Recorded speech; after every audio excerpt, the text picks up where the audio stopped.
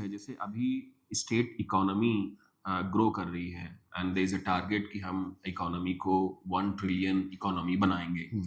Most of the cases it is also an evident कि जब भी आप मटेरियलिस्टिक ग्रो करते हैं, इन्वायरमेंटल डिग्रेडेशन भी उसका एक हिस्सा जरूर बनता है.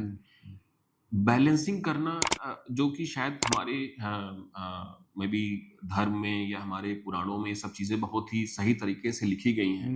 But what is the best method? And since you have seen, you have been leading the industrial department UP SIDC, state in industrial development, and there is a remarkable achievement that we have seen.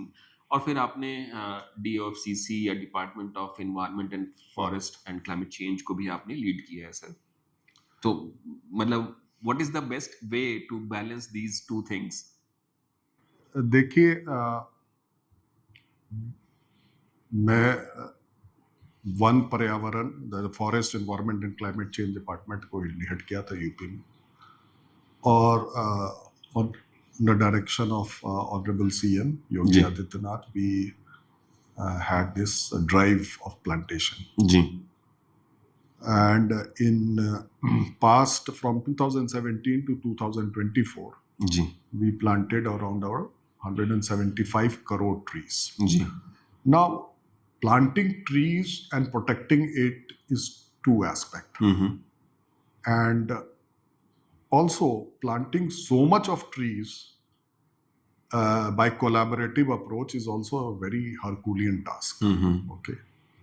So first of all, we created nursery. We have a nursery of 50 crores based on agroclimatic zones of UP. We have 7 agroclimatic zones in UP. And we have a very robust and very good nursery. And our minister, Honorable Minister, also pestered us that you should have a very good plantlings. So पौधे अच्छे होने चाहिए ताकि वो survive करें. Apart from this, we had this algorithm based governance where we had a team which used to geotag each and every tree, and a satellite based polygon formation. For example, we used to select those areas which was 2.5 hectares and more, and we could make a polygon, and it was all satellite based, and we had a location specific strategy for plantation. Okay, sir. So based on those polygons, we had species diversity, again in accordance to agroclimatic, and we planted those species which has maximum survivability. So that's why when the Forest Survey of India's report came recently, which has mapped till 2022, 2 years is still pending, UP has an increase of 450 square kilometers of forest area. Wow. And this 34 crore target was fixed because when the climate change summit happened in Glasgow, and there was a commitment given by our Honorable Prime Minister for net zero. So there was no target specific approach for states given by central government. So we delved into it. We got into the nuances of how much tree UP should sequester. And we approximated that we are 16% of the geographical area. So we will have 16% of the total target which has been assigned to India by till 2030. Okay. So based on that, what was the sequestering potential of each tree, depending upon species, we devised this 35 crore target every year. And that's why we proliferated our nurseries, and we were in good position. Apart from this, there was also very diverse approach in plantation.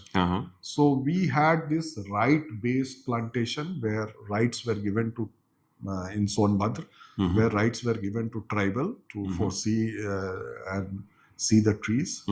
We had these Shakti ones managed by women groups, self-help groups.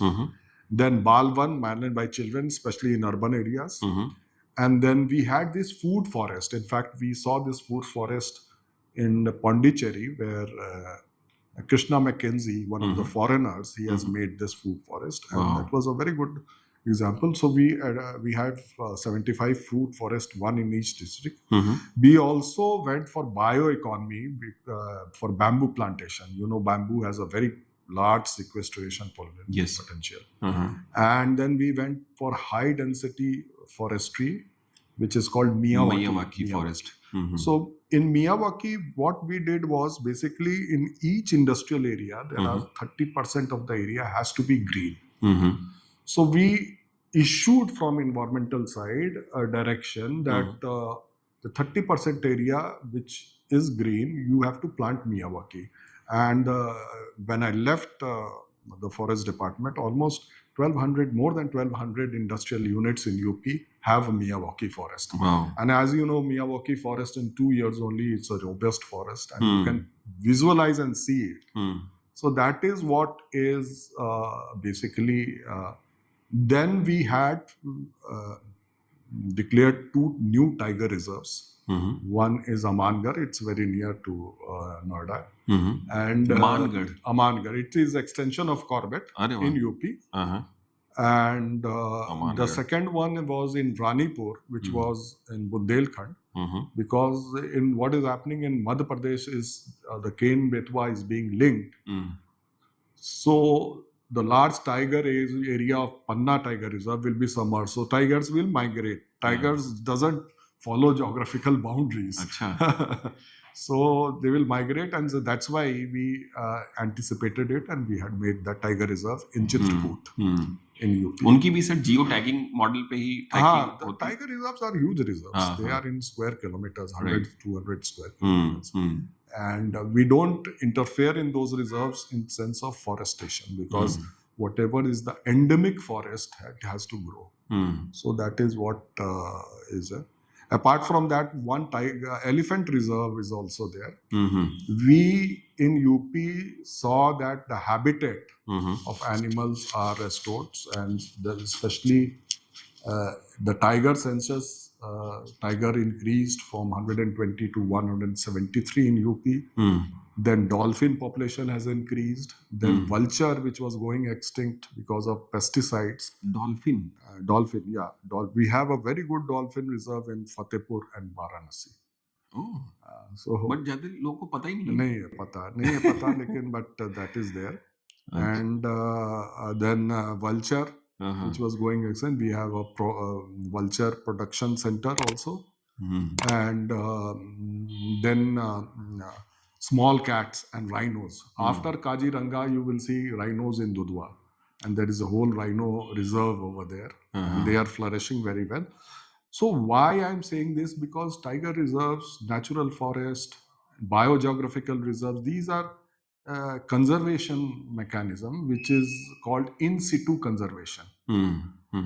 And zoos, we have 3 zoos. One is Lucknow, Gorakhpur and Kanpur. These are ex situ conservation, where we make up temporary element. We are also making we were all night safari in Lucknow, which will be made in next 2-3 years.